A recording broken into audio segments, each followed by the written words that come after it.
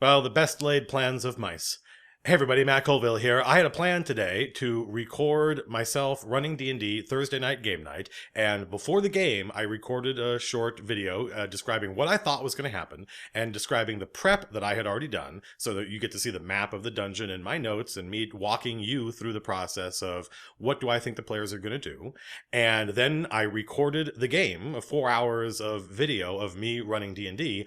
Unfortunately, there was no audio. So rather than scrap the whole thing, I mean, there's a plan to do this again in a future episode, but we're going to cut after this to me just doing the setup. And then instead of watching, I'm just going to recap what actually happened. So you're going to get a chance to see how I prep and what I thought the players were going to do. And then we'll talk about what actually happened. It's still a useful exercise, I think, so in the coming weeks, we'll do it again. I'll record myself describing what I think is going to happen and showing you the prep that I do before a game, and then you'll get to see me running the game, and then afterwards, we'll talk about how things went. I really don't think there's any substitute for another DM who's starting out to see a DM do it. Like I said in another video, we all started with older brothers or kids in grades ahead of us running the game when we were 13, 14, and 15. So we got to see it live in person, and you start going, I can do what that guy does. So here's me talking about what I think is going to happen Thursday night. So tonight's game night at Turtle Rock Studios. This is the second group of players. They are third level. They are about to go into the second level of a dungeon. And I thought it would be a good opportunity for me to explain how I set up, how I prepare, and what I think is going to happen. And then we'll have another segment after that talking about what actually happened compared to what I thought would happen. So a little bit of background. This is a mine in the super module Night Below. And if you're familiar with Night Below, I've mixed some of the stuff up to accommodate my players. But a bunch of goblins live down here normally, and some orcs have moved in and taken over and are making the goblins do things the goblins don't want to do. So before descending into the second level of this mine, the players captured one of the goblins on the first level, and after questioning him, realized what the relationship between the goblins and the orcs is. The goblins don't like having the orcs as masters. So the players came up with an idea. We will send this goblin down to the second level of the mine. We'll send him to talk to their chieftain and tell the chieftain, listen, we are coming. We're on your side. We can help you against the orcs. In the final battle with the orc chieftain, be on our side. Betray your orc masters. Turn against them. And, I thought quite cleverly, they gave this little goblin miner a pack full of orc heads. Heads they chopped off the orcs they had already killed to kind of send the message to the goblin chieftain that they were serious. Look, we can kill orcs. So that's the setup going into the second level. Let's take a look at the map of the second level of the dungeon, and we'll talk about what kinds of encounters I have planned for them and how I think it's going to go. It should be interesting to see the difference between what I had planned and what actually happens. For instance, right now, Thursday morning, about 10 hours before we play, I really have no idea whether or not their plan is going to work. I don't really think it should be up to me, if that makes any sense. I mean, I guess I could just decide, but I don't want to decide. I want to see what happens as the players play through and explore the bottom level of this mine.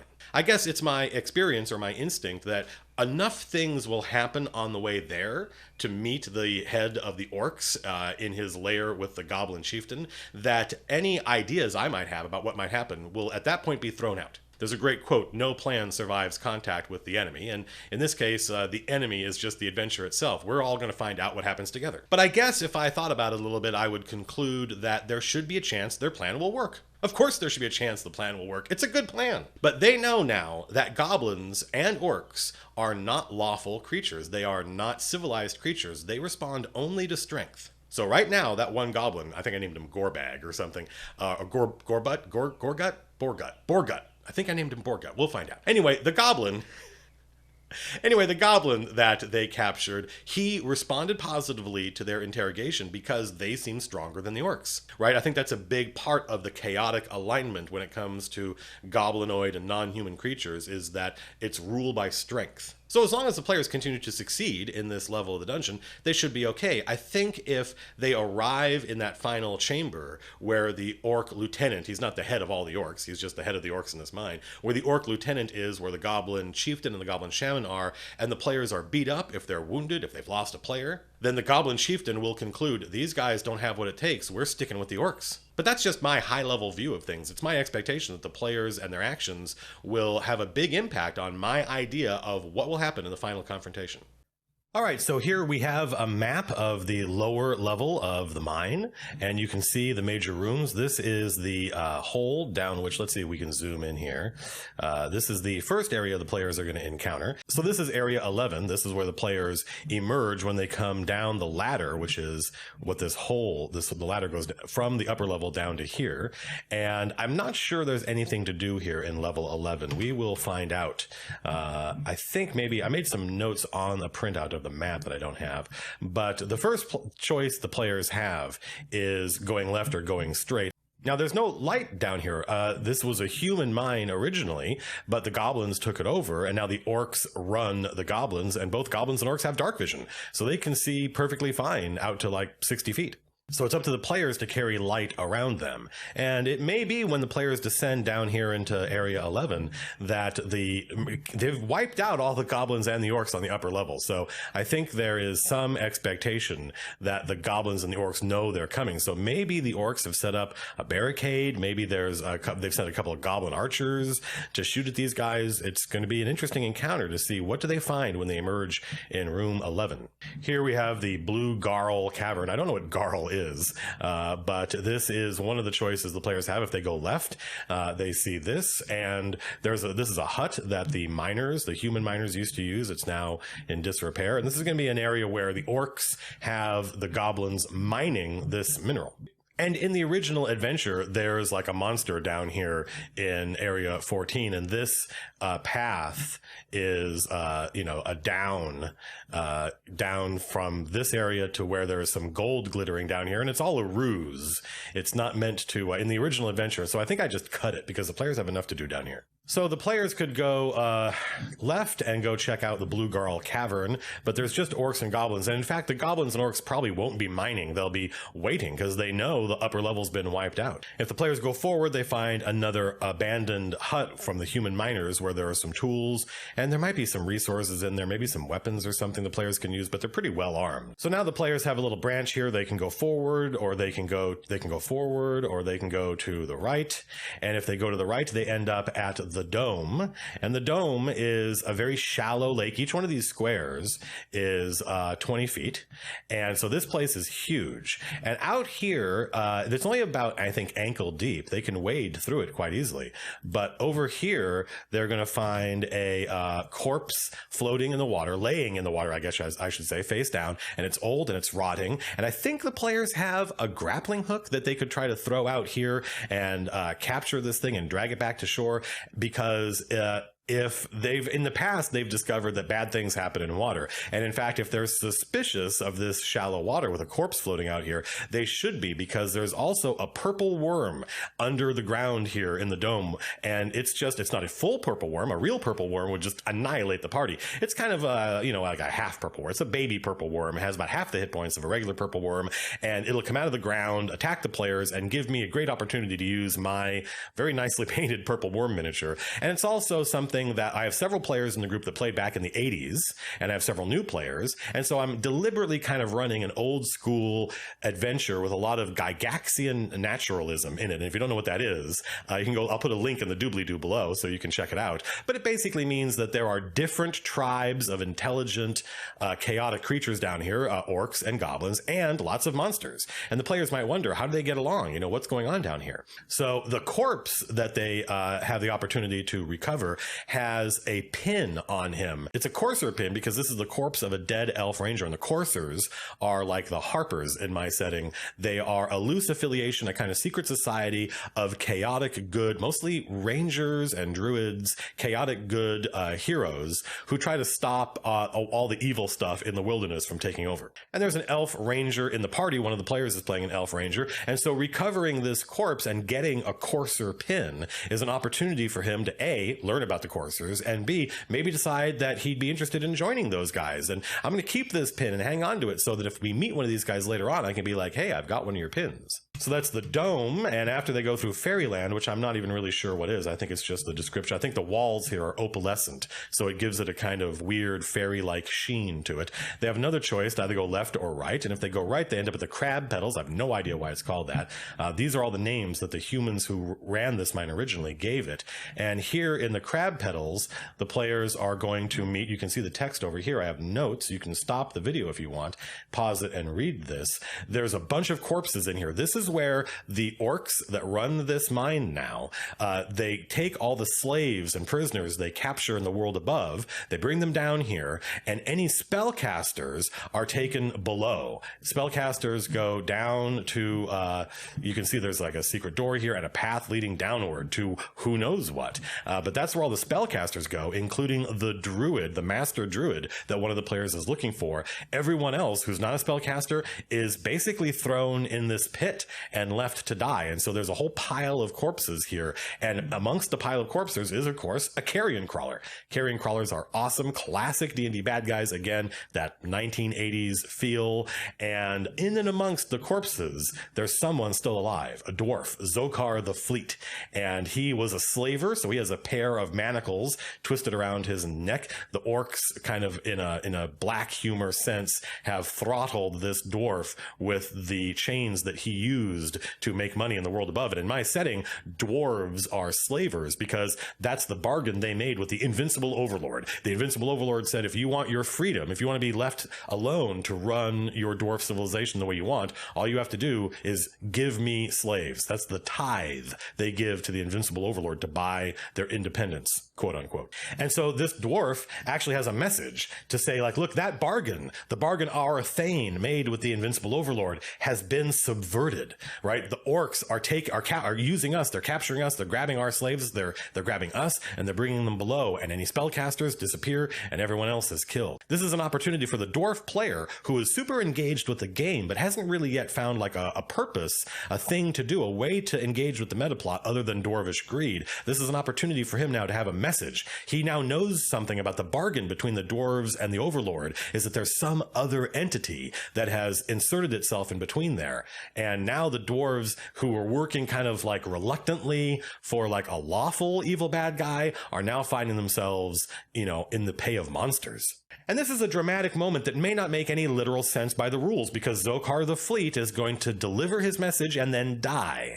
Because I think that's a dramatic moment, and it happens in movies and books and narratives all the time, is these are his dying words. And there's no rule for that. That's something I've made up because I think it suits the narrative, and some of the players will get it. They'll go, oh, that's cool. But other players are going to be frustrated. They're going to say, I don't understand why we can't save this guy. He's awake and talking, and I'm just going to have to explain, these are his dying words. He is beyond help. That it's a special narrative condition that exists outside the strict rules of 5th edition D&D. And you listening to this may think, well, that's not fair, but this is the power the DM has. It's up to me to decide, where do I put that needle between storytelling and pure game mechanics? Now, traditionally, that needle pegs pretty far to the left of the game mechanic side, but in this case, I'm moving it a little bit more toward the center and doing some narrative stuff. So they fight the carrion crawler, they meet Zokar the Fleet just in time to hear his last words, then they get the chance to go to the Chamber of All Hearing Gods. Again, the players don't even know these names, because the humans that ran this place, they're long gone. And this chamber, you can see, again, it's 20 feet on a side, so this chamber is huge, and this is where all the goblins live. This is where the female and the children goblins are. So this is an opportunity for the players to see how the goblins have been treated by the orcs, and the fact that they're miserable. So this is an opportunity for the players to feel a little bit of sympathy or empathy for these goblins. They already like the goblins because the one they captured was this little megalomaniacal creature who wants to take over the world, but is a little tiny guy with no power. And they're like, oh, he's so cute. So hopefully this gives the players a little bit of a more motivation to be on the goblin side before they get to the Grand Cavern. And here in the cavern is the chieftain of the Blue Skin tribe and his shaman. They have already heard about these guys. There's what the shaman has prepared. The chieftain has a potion of growth. This is going to be the first encounter in the entire campaign where the bad guys have magic. The bad guys have spells and magic items, and of course the bad guys use the magic items they have. The players aren't going to like that. They're going to go, wait a minute, we want that potion. That's our treasure. But of course, if the bad guys have treasure that they can use, I think they would. And of course, there's the Orc Lieutenant. He's not the head of the Broken Skull Orcs. That's Bonebreaker Doracor. But he sent his lieutenant down here to run these goblins. And he has a potion of Stone Giant Strength that he's going to drink at half hit points. And that, man, I'm telling you that now. But by the time the players get to the Grand Cavern, I may decide, whoa, that is bad news. The players are not strong enough to fight bad guys with all this cool stuff. In fact, I may have to put some treasure down here. Yeah, probably at lunch today, I'll stop, take a break, and put some treasure down here so the players have something they can use in the battle in the Grand Cavern. Maybe the goblins in the Chamber of All Hearing Gods. These goblins here, the female goblins and the child goblins, have heard that these heroes are coming, and they have secreted away from the orcs some magic items that they can't use, maybe an axe or something that they give to the heroes so that the heroes have some cool weapons to use, or at least maybe some consumable magic items in the Grand Cavern. And if they defeat the bad guys here in the Grand Cavern, regardless of what the goblins have done, they'll get some treasure, and they will find a letter, which I've already printed out and kind of crumpled up, that is from the human who's kind of masterminding this whole thing. And even that human is only a pawn in a much larger story, who has sent a letter to Bonebreaker Doracor. And this letter basically says, hey, the wizard that the heroes have been relying on, how there's the druid player and he has his druid master. Well, there's a wizard player and there's a high level wizard that he likes and has been relying on. The orcs are like, go get that dude. So when the players leave this area and they leave the mines and they go back up to the world above and they go try to talk to this high level wizard NPC who's kind of been helping them out, they will discover that he is gone. And there's a whole human politics subplot that the heroes are going to get involved in. So that is my plan for this adventure. It's relatively straightforward. We just have some goblins and orcs in here. We have a purple worm in the dome. We have a carrion crawler in the crab petals. We have some NPC goblins who are non-combatants here in the Chamber of All Hearing Gods. And maybe the last opportunity for the players to kind of gear up and get ready before the final battle in the Grand Cavern. And the final battle is the Orc Lieutenant, a Goblin Shaman, a Goblin Chieftain, and however many orcs and goblins I think is sufficient for a 6th level party at this point. I'm sorry, for 6 3rd level characters at this point. Okay, so that's what I thought was going to happen. I thought the players were going to explore the mines. I thought they were going to find the dead courser. I thought they were going to talk to the dying dwarf, and I thought they would confront the orc lieutenant and his goblin thralls. So what actually happened? Well, I told you that I hadn't decided whether or not the Goblin Gambit was going to pay off. I like leaving that stuff to the last moment. I don't want to make plans too early, because if I decide something is super cool, this is a cool idea, early on in the week or before the game, then it becomes more solidified, it becomes more real, and it becomes harder for me to feel comfortable deviating from it later. I mean, I had a framework, right? We had the lower level of the mines, and we had the central conflict, the heroes versus the orcs, and we knew that there was a subplot with the orcs versus the goblins. So I actually knew quite a lot about what was going to happen once the players went down that ladder. But I left myself open to possibility over the rest of the week. So only a few hours before the game started, I had an idea. I like to kind of yes, but storytelling, where the players get what they want and things kind of went the way they thought, but there was an unforeseen consequence. And that's great kind of pulp adventure storytelling. Indiana Jones successfully leaps onto the truck carrying the ark, but he slips and now he's hanging by his fingernails. So he got what he wanted, he's on the truck, but things didn't go exactly according to plan. So the plan was to send a goblin down to the lower level to communicate with the goblin shaman, which is, I think, in the player's terminology, the head of the goblins. Really, it's a goblin chieftain, and say, listen, there are some heroes upstairs who can beat the orcs. If we side with them in the final conflict, then we will be free of our orc masters. And I decided that worked. Borgut, the goblin that they talked to, Borgut successfully communicated this idea to the goblin chieftain, and the goblin chieftain was prepared to side with the heroes in the final conflict. But off screen, unbeknownst to the heroes, I decided that the orcs found out about this and punished them. So this created an interesting moment, because at the very beginning of the session, picking up where we left off last, the players are standing around this 5-foot hole with an iron ladder bolted into it that goes down to the lower level of the mine. And they're trying to figure out, how do we go down there? I mean, should we go single file? Like, should we all go at once? Should we send the ranger down there to scout and see what's down there? Are they aware of us? They must be aware of us. We just killed a whole bunch of orcs up here. Are they going to ambush us when they get down there? They wanted to find a way to get down to the lower level without exposing any weakness. That's typical of the players. They want to advance, they want to make progress, but they want to expose themselves to as little risk as possible. And of course, D&D is all about risk, so that's ultimately a fruitless endeavor. It is my job to make sure that their plans work, sorta. If their plans never worked, they would get really frustrated, and if their plans always worked flawlessly, they would get really bored. So this is an example of that. As they're debating what do we do, they start to hear the sounds of battle below. That's the first hint that things are not going according to plan. So, now subtly motivated, they quickly descend the ladder. See? Problem solved. What had been a scenario where the players were debating and arguing about what to do instantly became, we know what to do, go down the ladder, quick. Our goblin allies are being slaughtered. You know, I like when I design an adventure, or really when I adapt an adventure, to make sure that regardless of where the players go, something interesting is going to happen. Either a combat encounter that furthers the plot, or a combat encounter that doesn't really further the plot but is super interesting, like the purple worm, or a black pudding, or a carrion crawler, or some kind of interesting role-playing encounter like a dying dwarf, or a clue to some other events happening in the campaign like the coursers. And largely I've done that because most of the time in the 80s and 90s when I was playing, the players, regardless of who I was playing with, they always had kind of the same attitude, which is follow the left wall. Follow the left wall is kind of a way of solving getting lost in the dungeon and not knowing have we explored everything. No, you just pick one of the walls of the dungeon and you follow it along and you open every door and you search for secret doors and you go down every corridor so that by the time you ultimately come back to the entrance, you know we have explored everything.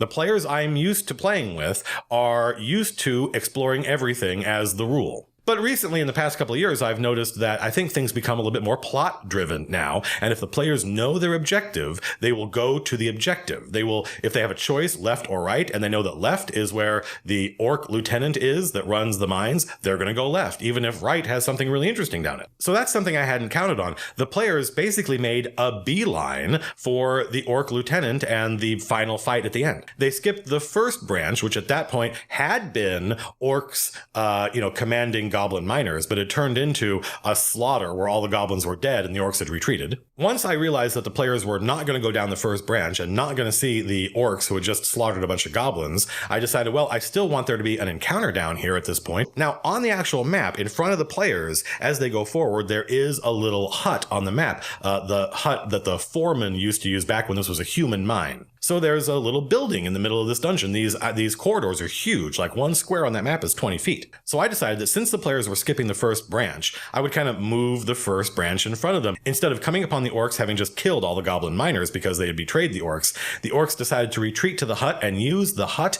as cover and shoot the heroes with arrows as they came up the mine. And that worked. That was an interesting encounter. But then the players just went straight forward. There was the branch that led to the pool with the dead courser and the purple worm. The players never went down there. They didn't even explore it. They just kept going straight.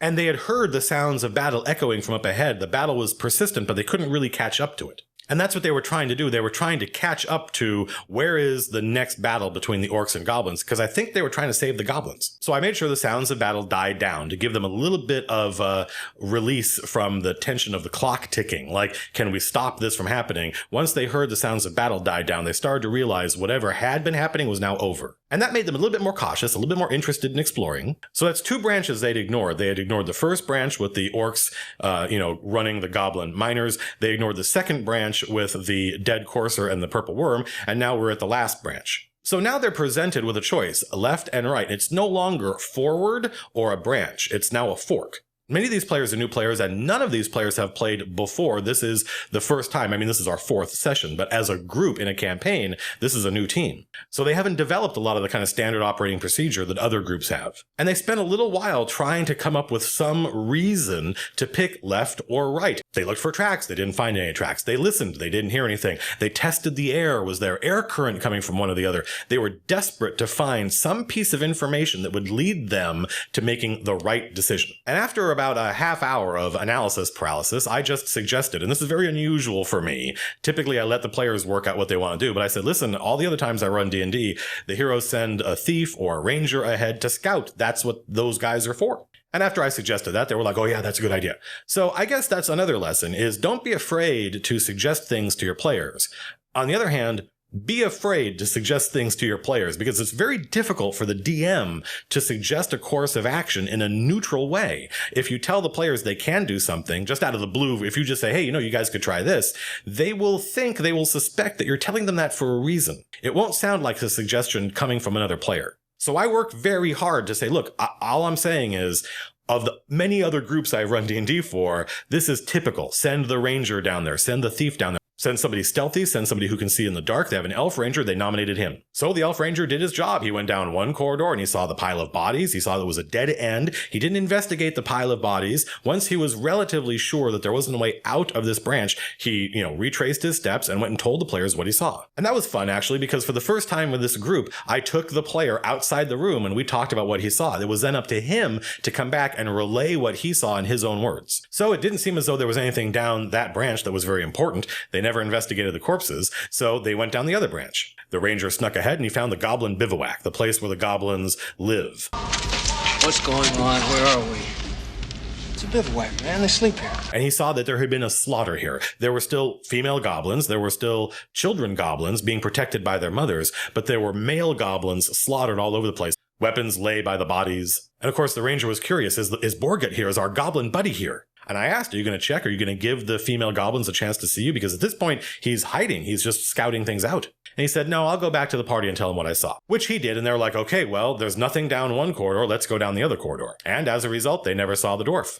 And that sucked. I liked that encounter. I wanted the dwarf player to meet a dying dwarf and find out that the bargain their thane had made with the overlord had been subverted. But them's the breaks. I didn't want to force it to happen. Again, I want the game to feel plausible, realistic, verisimilitude. So the players enter the goblin bivouac and they talk to the goblin females and they find out what happened. Now the goblins are terrified because they've already watched their menfolk slaughtered, and now these humans show up and start asking them questions. And so the goblins didn't really give them any answers. They just huddled and pointed to the only way out. And the heroes realized, okay, that way is where the orc lieutenant is and any remaining goblins, like hopefully maybe the goblin shaman and the goblin chieftain. And the cave narrows to a 5-foot wide corridor and they have to go single file. And there was no real reason for either side to have surprise on the other. So then we had an epic battle in the final room. It was the orc lieutenant and I think 6 other orcs and the goblin chieftain and the goblin shaman. Now, the combat was actually very interesting. A lot of really cool things happened. But for the purposes of this video, what we're curious about is,